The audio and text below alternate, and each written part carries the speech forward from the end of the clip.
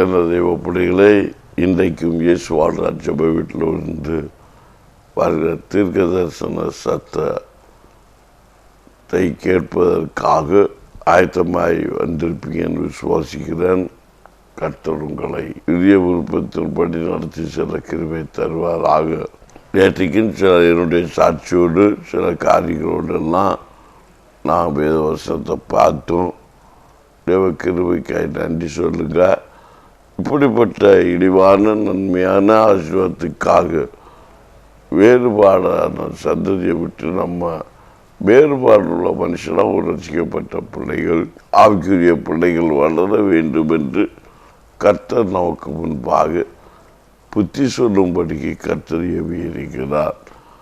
அதனால் புத்தியை குறித்து தான் பார்த்தோம். புத்தி சொல்லுங்க அப்படின்ட்டு. ஆமேன். நிறைய பேரை விட்டெல்லாம் நம்ம வேறு பிரிஞ்சுக்கு இருக்கணும் அப்படின்னு வருஷத்தில் பார்த்தோம். அது மட்டுமல்ல, இடருக்கு தக்க வழிகாட்டுதலுக்குள்ள வாழ இருக்கக்கூடாது. பிரிஞ்சு வேறுபாடு காட்டணும். ரோமர் 16:17 நேற்றைக்கு நம்ம கடைசியாக வாசித்திருப்பேன்னு நினைக்கிறேன். அன்றைய சகோதரர், நீங்கள் கற்றுக்கொண்ட உபதேசத்திற்கு விரோதமாய் பிரிவினைகளையும் இடர்களையும் குறித்து எச்சரிக்கையாக இருந்து அவர்களை விட்டு விலக வேண்டும் என்று உங்களுக்கு புத்தி சொல்லுகிறேன். அப்போ இந்த வார்த்தை நேரம் ஆப்போசிட்டில் நம்மளை நடத்துவது போல இருக்கிறது. விரோதமாய் பிரிவினைகளையும் இடர்களையும் குறித்து எச்சரிக்கையாக இருக்கும். அதில் பிரிவினையை குறித்து எச்சரிக்கையாக இருக்கணும். சுய ஆதாயத்துக்காகவும் பிரித்து எடுப்பாங்க. அதையும் எச்சரிக்கையாக இருக்கும். நல்ல பிள்ளையோட கூட்டத்தை கூடி இருக்கிறதையும் இப்படிப்பட்ட அப்படிப்பட்டன்னு சொல்லி நல்லவங்க கூட்டம் இல்லாதபடிக்கும் பிரித்து எடுப்பாங்க. அதுதான் இந்த வருஷம் சொல்லுது. அடுத்த வருஷம் சொல்லுது, பிரிவினையை குறித்தும் எச்சரிக்கையாக இருங்கள். சிலர் சிலர் கூட சேர விட மாட்டாங்க. நல்ல கூட்டம் கூட சேர விட மாட்டாங்க. சுய ஆதாயத்துக்காக வச்சு கொடுங்க. அதுக்காக தான் இந்த வருஷம் சொல்லுது. அங்கேயும் உஷாராக இருக்கணும். அநேக காரியம் நல்லவங்க கூட்டத்தை கூட விட மாட்டாங்க. பாருங்க, நான் இங்கே என்னைக்குமே நல்ல பிள்ளை எல்லாம் இருக்கணும். என்னைக்கு எங்கள் ஊரில் நான் கெட்ட பேர்னு பேர் வாங்க ஆரம்பிச்சேன்னு தெரியுமா? வெந்தயச அனுபவத்துக்குள்ளே வந்ததுக்கப்புறம் நான் எல்லாரும் கெட்ட பிள்ளை ஆகிட்டேன். அநேகர் பேசிட்டு என்ன பேச மாட்டேங்கிறாங்க. பார்த்தீங்களா? அதுதான் இந்த வருஷம் எனக்கு சொல்லுது. அன்றி சகோதரரே, நீங்கள் கற்றுக்கொண்ட உபதேசத்து விதமாக பிரிவினைகளையும் இடர்களையும் குறித்து எச்சரிக்கையாக இருங்கள். அவர்களை விட்டு விலக வேண்டும் என்று உங்களுக்கு புத்தி சொல்லுகிறேன். நல்லா கவனிங்க. புத்திங்கிறது தான் எல்லாரும் விட்டு அந்த 1:5:11 உங்களுக்கு எழுதியிருக்க வேண்டாம். சகோதரனை விட்டு ஒருவன் பட்சக்காரணியாவது பொருளாசக்காரணியாவது இப்படிப்பட்ட மனுஷர்களை பட்சக்காரன் பேசி தருவேன் கல்லை கவனங்களவை இவங்களெல்லாம் விட்டு பிரின்னு சொல்லியிருக்கு. உண்மைதான். ஆனால் அண்டி பிரிக்கிறோம். எங்கெல்லாம் பிரிக்கிறாங்க? பிரிவினை குறித்து எச்சரிக்கையாக இருக்கன்னு சொல்லியிருக்கு. கற்றுக்கொண்ட உபதேசத்துக்கு விரோதமாகி அப்படி பிரிக்கிறவங்க இருக்காங்க. நான் எப்போ ரசிக்கப்பட்டதே கிறிஸ்துக்குள்ளே வந்தேனோ அதுக்கப்புறம் இப்படிப்பட்ட நண்பர்களை விட்டு நான் விலகிட்டேன். விலகினப்ப அவர்களெல்லாம் எதிரியாக நிற்கிறான். பேச மாட்டாங்க. ஆமீன்.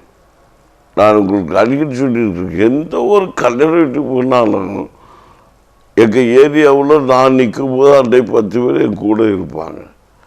இன்றைக்கி போனால் யாருமே என் பக்கத்தில் வர மாட்டாங்க. மாறாக 2 பேருக்கு கெட்ட வார்த்தை சத்தமோ இல்லை நகைப்போ நடிப்போ ஆண் மூலமாகவோ பெண் மூலமாக எனக்கு வரதான் செய்யும். அதனாலவே நான் தனியாகவே போயிட்டு தனியாக வந்துடுவேன். இல்லை ஏதாவது என்னுடைய பிள்ளைகளோ என்னுடைய ஊழியத்திற்கு நண்பர்களோ ஒரு நபரை கூட கூட்டிகிட்டு போய் நின்றுக்கிட்டு சாப்பிட்டு வந்துகிட்டே இருப்பேன். பார்க்குறதுக்கு சிலர் கும்பிடுவாங்க, வணக்கம் சொல்லுவாங்க, அப்படியே போயிட்டு இருப்பேன். அவ்வளோதான். அதுக்கெல்லாம் ஒரு தங்க நெட்டு கூவாங்க தட்டுவாங்க. இதெல்லாம் நடக்கக்கூடிய சம்பவம். இதை குறித்து நாம் வேதனைப்படக்கூடாது. இந்த வசனம் நமக்கு சொல்லுகிறது. ஆமீன், அல்லேலூயா. உபதேசத்துக்கு விரோதமாக இதெல்லாம் எழுப்புகிற பிரிவினைகள், இதை குறித்து நம்ம எச்சரிக்கையா இருக்கணும். இப்போ நம்ம கூட சேர விட மாட்டாங்க. இப்போ எல்லாரும் சொல்லுவாங்க, சுபாய்க்கு கூட கூட்டு விட்டுறாதீங்க, சுபா பாஸ்டர் ஆக்கிடுவான். பார்த்தீங்களா, சேர விட மாட்டாங்க. அநேக பெண்களே சொல்றாங்க, புருஷன் மேல பாஸ்டர் ஆக்கிடுவான்னு போக விட மாட்டாங்க. குடிக்கிறவங்க, குடிச்சு அடி வாங்குற சகோதரிமார் வந்து என்ன சொல்றாங்க, ஆண்டவரைய புருஷனை ரசிக்கணும் ரசிக்கணும் ரசிக்கப்பட்டாச்சுன்னா என்ன சொல்லுவாங்க, இனி அப்படியே இருக்கட்டும், ரசிக்கப்பட்டவர் எதை ஊழியராயிடக்கூடாது, பேரஞ்சி கொடுக்கக்கூடாது அப்படின்னு நினைக்கிறவங்க இருக்காங்க. ஆண்டவருக்கு மகத்துவத்தை செய்யக்கூடாது. இப்படியான நான் சொல்ல போல எல்லாருக்கும் பயணி ஆயிடுவேன். அப்படின்னா நம்ம பார்க்கணும், ரசிக்கப்பட்டதுக்கு அடுத்த படி என்ன, வேறுபாடை காட்டு, எல்லாவற்றையும் விட்டு விட்டு வான்னு அப்படி ஆண்டு சொல்றாரு. புஷ் அப்படி ஆண்டு ஒன்று இழுக்கிறாரு, நீ இந்த பக்கம் வாணி. நம்ம என்ன சொல்றோம், அந்த நினைக்கிறோம். அது கடைசியில் மதுரை மேல இருக்க பூனைக்கு கறி மாதிரி ஆகி போகணும். அங்கே சாடவா இங்கே சாடவா, பூனை எங்கே சாடம், படையத்தை சாட்டிட்டா அங்கேயே போயிடும், இங்கிட்டு சாடினா இங்கே வந்துடும். இந்த நிலைமைக்கு சில சகோதரிமார் சில கணவனரை நடத்திட்டு இருக்கிறாங்க. ரசிக்கப்பட்ட பிள்ளைகள் அந்த வேறுபாடை காட்டு, கிறிஸ்து கூட வந்துடுங்க, கிறிஸ்து கூட நடத்தப்படுங்க.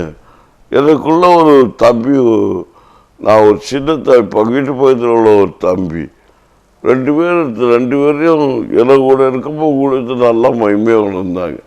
ஊரில் எல்லாரும் கடைசியில் இவன் பிள்ளைய நீ இவனு கூட உழைத்துக்க விட போகிறா, பாஸ்டருக்கா விட போகிறா, அந்த போகிற இந்த போகிறேன்னு சொல்லி நான் வந்து என் கூட இருக்கும்போது பிள்ளைய கூப்பிட்டு அழகாக உபாசம் இருக்க வச்சு, ஜபம் இருக்க வச்சு, எல்லாரும் அவனை உழைக்க நாட்டு ஆக்கி நான் ஒரு பைபிள் காலேஜில் கொண்டு சேர்த்தேன். அவங்க எல்லாம் பரவ நெருக்கும், எல்லாரும் தாண்டி எனக்கு உடைத்து விட்டு வேறொரு உடைத்துள்ள போனான். அந்த தம்பி இன்னைக்கு எங்கே இருக்கான்னு தெரியுமா, அவன் பாஸ்டராக வரல, இப்போ எங்கேயோ ஒரு காலேஜில் கொண்டு சேர்த்து அவன் படித்து அவன் எப்படி இல்லாமல் மாறி அவன் உடைக்காரன் இல்லாமல் இப்போ எங்கே போய் இருக்கிறான்னா வேலை செஞ்சிட்டு இருக்கிறான். ஆமேன், திருமணமும் முடிந்து விட்டது. இது எங்கூட இருந்தால் மகிமையான ஒரு ஊழியக்காரனை இன்னைக்கு பிரசங்கித்துட்டு ஒடி கொடுக்கிற ஒடியாக மாறிட்டு இருக்கும். நான் சாட்சியில் என்னுடைய சாட்சி, ஊழியத்துள்ள சாட்சி, நான் வளர்த்துற பிள்ளைகளுக்குள்ள சாட்சி, ஆயுத சாட்சி நான் உங்களுக்கு சொல்லி உங்கள் முன்ன நிறுத்த முடியும். அதனால இவ்வளோ ஆதங்கமாக நான் பேசிட்டு இருக்கிறேன். என்னோட சபையை எப்படி நடத்தணும் நீ பைபிள் சொல்லுது, நீ நல்லா கவனிக்கணும். வேத வசனம் சொல்லுது, சிலரை அப்போஸ்தலராகவும் சிலரை தீர்க்கதரிசிகளாகவும் சிலரை ஊழியக்காரர்களாகவும் சிலரை போதகர்களாகவும் சிலரை சுவிசேஷகர்களாகவும் சிலரை அந்நிய தீர்க்கதரிசிகளாகவும் அது சுகமாக்க வல்லமை கொண்டவர்களாகவும் ஒவ்வொருத்தரையும் வேறு பிரித்து ஆண்டவர் நடத்தி வழிநடத்தணும் அப்படின்னு பைபிளில் சொல்லியிருக்கு. ஆமீன். அப்போ ஒரு ஊழியக்காரங்க நாங்கள் இப்படி தான் பார்ப்போம், ஊழியக்காரங்க நாங்கள் இப்படி தான் பார்க்கணும். இல்லை, அது செய்கிறதுக்கு உலகத்தில் ஒரு வேறுபாட்டு ரட்சிக்கப்பட்டு வேறுபிரிக்கப்பட்ட வேறுபாடுள்ள ஜீவிக்கிற பிள்ளைகள் இப்படிப்பட்ட நடத்துக்குள்ளாக வருகிறோமா என்று நாம் உணர்ந்து கொள்ளணும். அதே போல் நம்ம நடத்துகிறோமா என்பதையும் புரிந்து கொள்ளணும். அது கிடையவே துப்பர கிடையாது. அதே சொல்லுவாங்க, என்கிட்டே சொல்லியிருக்கிறாங்க. எல்லாரும் பாஸ்டராக போனால் இங்கே விசுவாசி யார் இருப்பாங்க? எல்லாரும் ஊழியக்காரராக இருக்கணுங்கிற கர்த்தருடைய வார்த்தை. ஆவிக்குரிய பிள்ளைன்னா எல்லாருமே ஊழியக்காரி தான். விசுவாசினாலே எல்லாரும் யார்? ஊழியக்கார பிள்ளைகள் மினிஸ்ட்ரிஸ் எல்லாம் விசுவாச வாழ்க்கை வாழணும். ஆமீன். அந்த வார்த்தையை கூட நம்ம இன்னைக்கு விட்டுட்டு நின்றுக்கிட்டு இன்னை தள்ளாடிட்டு நிற்கணும். ஆவிக்குரிய வாழ்க்கை, இந்த ஆவிக்குரிய வாழ்க்கைனாலே கிருபைக்குள்ள ஊழியம் செய்கிற வாழ்க்கை தான் விசுவாச வாழ்க்கை. ஆமீன். நான் இன்னைக்கு ஒரு ஆளுக்கு 5000 ரூபாய் தரணும்னு வச்சுக்கலாம், நான் நாளைக்கு தரேன்னு சொல்ல முடியுமா? நான் ஒரு ஊழியக்கார ஒரு பேப்பர் பார்த்து நான் சொல்ல முடியாது. தரப்பா அப்படிங்கிறோம். என்னைக்கு தர டேட்டு எப்படியா டேட் சொல்ல முடியும்? ஆமீன். ஏன்னா விசுவாச வாழ்க்கை என்னை தரேன்னு சொல்லுங்க அப்படிங்குவாங்க. கடன் வாங்கினா கடன் வாங்கினா கடன்பட்டவனுக்கு அடிமை. கடன் வாங்காதீங்க. ஆமீன். நான் குறிப்பாக உடைக்கரங்கிட்ட விசுவாசிகிட்ட சொல்லுவேன், விசுவாசியாட்டா கடன் வாங்காதீங்க. விசுவாச வாழ்க்கை ஏசப்ப தந்தா செய்யுங்க. நானும் கடன் வாங்கிட்டு கற்றலாம் மகிமைப்படட்டு. கற்ற கடனை கொடுக்கும்படி கற்றுக்குவா. ஏன்னா அதெல்லாம் கவலைப்படலை, கத்திரத்தில் பார்த்து கொள்ளப்படும். ஆமீன். பரிசுத்தலும் எனக்கு உண்மைதான். அதை படிக்காத பொருள் என்கிட்ட இல்லை, அதுக்காக பரிசுத்தக்கூட சொல்ல முடியாது. ஆண்டவர் என்ன அனுப்புகிறாரு, பணியிட போப்பா. யாரை படிக்காத பொருளை காட்டுற பிள்ளைய காட்டுறாரு. ஆபிரகாம்கிட்ட அவன் பிள்ளைய கூட்டிகிட்டு போகிறான். பிள்ளையே கேட்குறான், யாரையா பணியிட போகிற? ஒன்றாவது அவர் சொல்லலை. விசுவாச வாழ்க்கை, விசுவாச வார்த்தை. பிள்ளைய படிக்க வைக்க ஒரு பிள்ளை கேட்குற, என்ன வச்சு படிக்க வைப்பீங்க? படிக்க வைப்போம். இயேசு ஆண்டவர் படிக்க வைப்பார். நீ படிமா அப்படின்ட்டு படிக்க வைக்கிற காற்று விசுவாச வார்த்தை.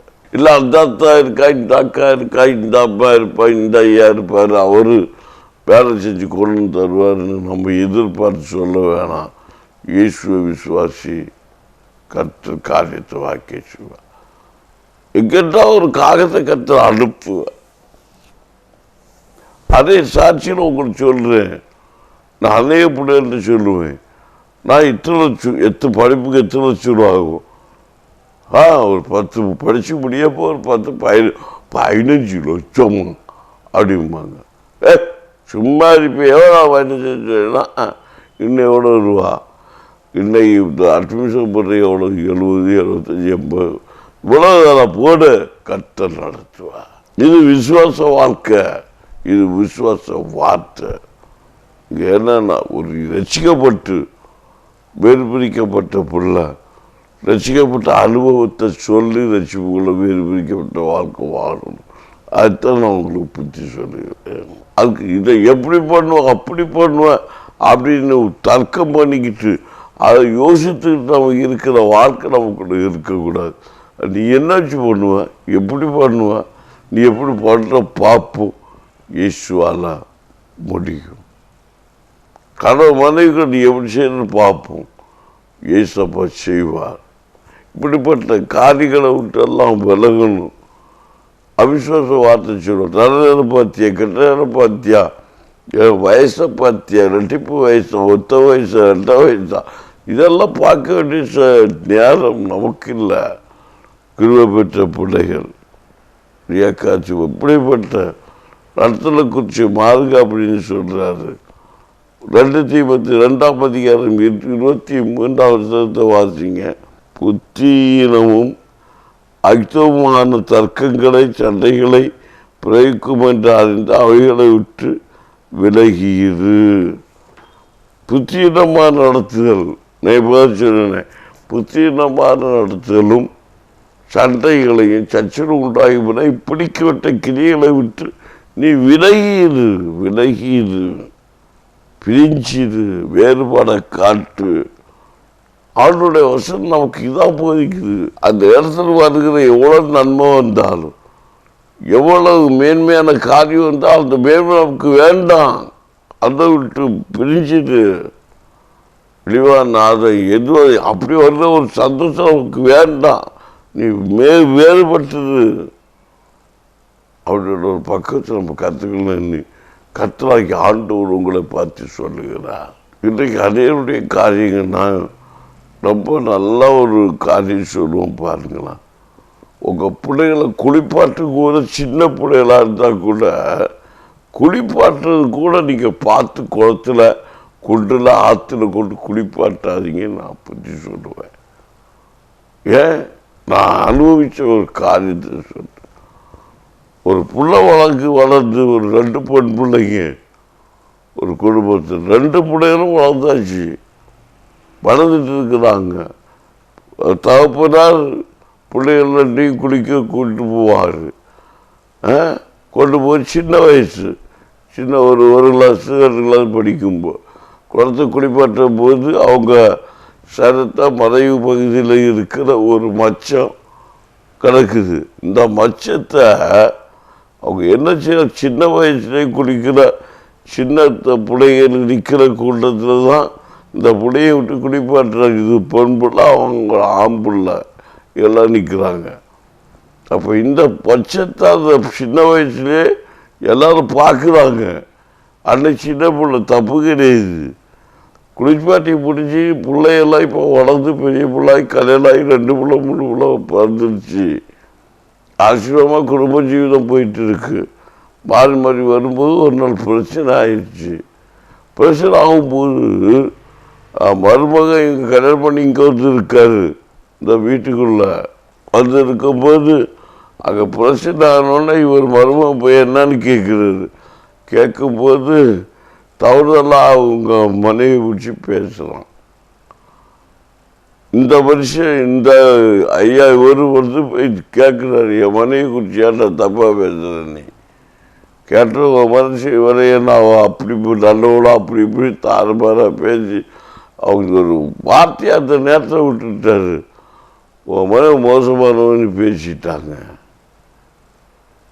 ஒரு சகல காரணம் ஒரு ஆதாரம் போல காட்டிட்டோம். உன் மனைவிக்கு சரத்தை நேரத்தில் ஒரு மச்சம் கிடக்குதுன்னு பாருங்க. வேறுபாடுள்ள சந்ததியை விட்டு சின்ன வயசில் பிள்ளைகளை எப்படி வளர்க்கணுங்கிறேன்.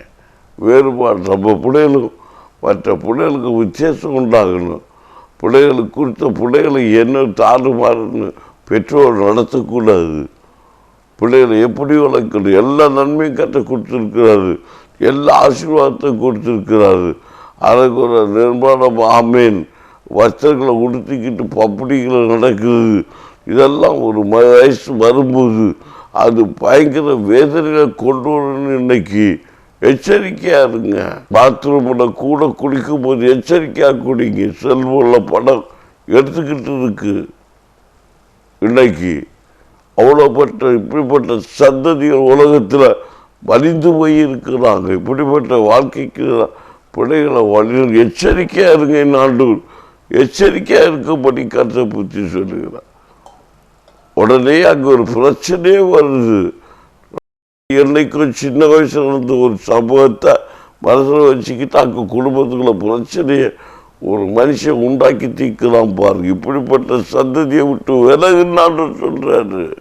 படி வாங்குறதுக்காக நல்ல குடும்பத்தில் பிரச்சனை உருவாகுது. உங்களுடைய மறுவிடத்தில் இருக்கிற மச்சத்தை அந்த மனுஷன் எப்படி பார்த்தா கிழக்கிறாரு. அந்த புள்ள துணிச்சிக்கிட்டு நிற்கிறாங்க, குடும்பம் துணிச்சிக்கிட்டு நிற்குது. நாம சந்தேகம் எழுப்புது, பிரச்சனை உருவாகுது. என்னை கேட்கிற தெய்வ பிள்ளைகளே எச்சரிக்கையாக இருக்க வேண்டும். இன்றைக்கு இதை நான் உங்களுக்கு புத்தியாக சொல்லுகிறேன். குளிக்கும் போது பிள்ளைகளை சீர்கெடுப்பதற்காக, குடும்பத்தை சீர்கெடுப்பதற்காக, பிள்ளைகளுடைய சாட்சிகளை சீர்கெடுப்பதற்காக என்னென்னமோ இன்றைக்கு கவுள் கட்டி கொண்டு நடக்கிற ஒரு ரசிக்கப்பட்ட பிள்ளைகளுக்கு விரோதமாய், உடைக்காரன குடும்பத்துக்கு விரோதமாய், உடைக்காரன பிள்ளைகளுடைய குடும்பத்துக்கு விரோதமாய், பிள்ளைகளுடைய சரீர சுகத்துக்கு மனத்துக்கு ஆரோக்கியக்கு விரோதமாய் தீங்கு உலகிக்க நினைக்கிற கிரிய உலகத்தில் அநேகம் நடந்து கொண்டிருக்கிற இதை எச்சரிக்கையாயிருங்கள். அதே போல அதில் ஈடுபடுற ஜனங்களும் எச்சரிக்கையாயிருங்கள். தெய்வ கோபம் வரும்போது நிர்ணயிக்க முடியாது. ரைட் நவ் வேறுபாடு சந்ததியை விட்டு நம்ம பிள்ளைகள் ரசிக்கப்பட்ட பிள்ளைகளை வாழ்த்துவதில் எச்சரிக்கையா இருங்கள் என்றுதான் இந்த வேதம் நமக்கு போதிக்குது. இதை புத்தியா எடுத்துக்கொள்ளுங்க. இது யாருக்காகவே இல்லை, ஒரு மதத்துக்காக அல்ல, ஒரு மார்க்கத்துக்காக அல்ல, இல்லை வந்தவரிசுக்காரனுக்காக அல்ல, ஒரு வந்தவரிசுக்காரிக்காக அல்ல, ஒரு பாரம்பரியக்காரனுக்கு அல்ல, ஒரு ஹிந்து பிள்ளைக்கு இல்லை, கிறிஸ்துவனுக்கு இல்லை, முஸ்லிமுக்கு இல்லை, எல்லாருக்கும் உரிய வார்த்தை. இது ஒரு புத்தி, ஞானம். அப்படிப்பட்ட உலகத்தில் வாழ்ந்து கொண்டு இருக்கிறோம். எச்சரிக்கையாக இருக்கிறார். கர்த்தர் உங்களோடு பேசி கொண்டிருக்கிறார். இது ஒரு தீர்க்க தரிசன சத்தம் என்பதை நான் சாட்சியாக உங்களுக்கு வெளிப்படுத்துகிறேன். எத்தனை கொடுமை இன்றைக்கு கண்ணீர் வடித்து கொண்டு கதறி கொண்டு பிரதர் என்று சொல்லி ரகசியம் அறியும் போது, ஐயோ இவ்வளோ கொடூரமான உலகமா, தெய்வ கோபம் கொப்பிடித்து உறங்கி கொண்டிருக்கிறது.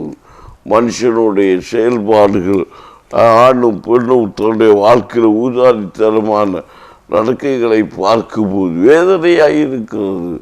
என்னை கேட்கிற தெய்வ பிள்ளையே, நாம் சமாதானத்தோடு சந்தோஷத்தோடு ரசிக்கப்பட்ட பிள்ளைகள், வேறு பிரிக்கப்பட்ட பிள்ளைகளாக கிருபைக்குள் நடத்த ஒப்பு கொடுக்கணும். வேறுபாடை காட்டுங்க.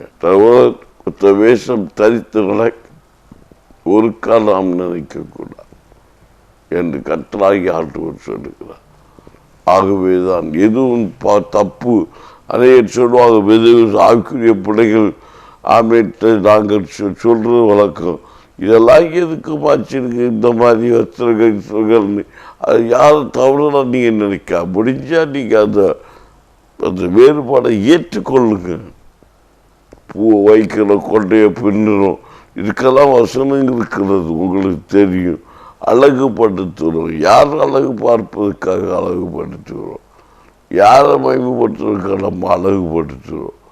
தலைமயிரை குத்தி பின்னி நம்ம அழகுபடுத்தணும் மொத்தமாக. அது நமக்கு என்ன இருக்கிறது? என்ன கிடைக்க போகிறது? ரேஷா தற்காம். அதுக்காக நான் வேண்டாம் என்று சொல்லவில்லை. உங்களுக்கு முடிந்தபடி செய்யுங்க. கர்த்தர் உங்களை பலப்படுத்துவதாக. ஞானத்தோடு செயல்படுங்க. அதுக்கு எவ்வளோ பிரச்சனைகளை உருவாக்காதீங்க, தர்க்கங்களை உண்டு பண்ணாதீங்க. அது எல்லாம் அவங்களுக்கு கொடுத்துருக்குறாங்க. உங்களை பூக்க காரியத்தை வச்சு பார்த்தா கூட எத்தனை வீட்டில் கல்யாணத்துக்கு பிரிவினே உண்டாகிறது. தர்க்கம் மேற்பட்ட கூட்டத்தை விட்டு விலகு அப்படின்னு ஆண்டு சொல்கிறாரு. அங்கிட்டு பூ கொண்டு வந்தாங்களா, இங்கேட்டு பூ கொண்டு பூ ஒரு முளம் பூ கூட தர்றதுக்கு இல்லையா, அப்படி இப்படி எவ்வளோ பிரச்சனை. கல்யாண வீடு எத்தனையோ கல்யாணம் சந்தோஷம் நடக்கிறது, கல்யாணத்தில் பிரச்சனையோடு முடிந்திருக்கிறது. காரணம் என்ன? இதை இங்கே வேத வருஷம் நமக்கு சொல்லுகிறது.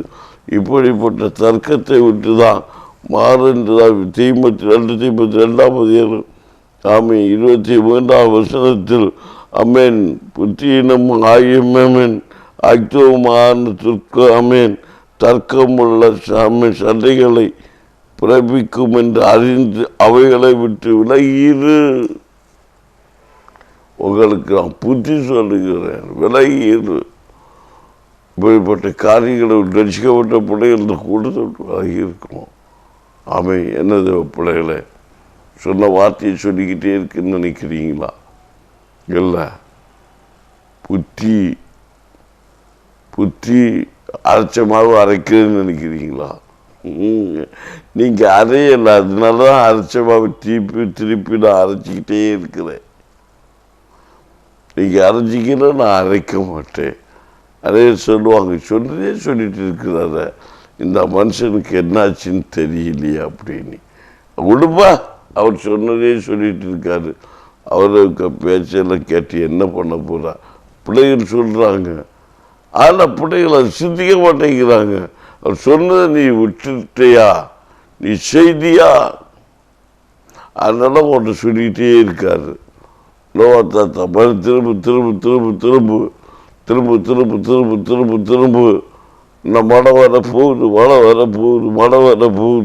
பேலை கட்ட தொடங்குற நாள்லேருந்து முடிய நாள் வரைக்கும் சொல்லிகிட்டே மழை வர போகுது, மழை நான் பேலை கட்ட போகிறேன், மனம் திரும்ப பேழைக்குள்ளவா நீ. திடீர்னு பார்த்தா பேரை கட்டி பிடிச்சி எல்லாருக்கும் சம்பளம்லாம் கொடுத்து எல்லாம் வாங்கிட்டு போய் சுகபூஜமாக வாழ்ந்தான்.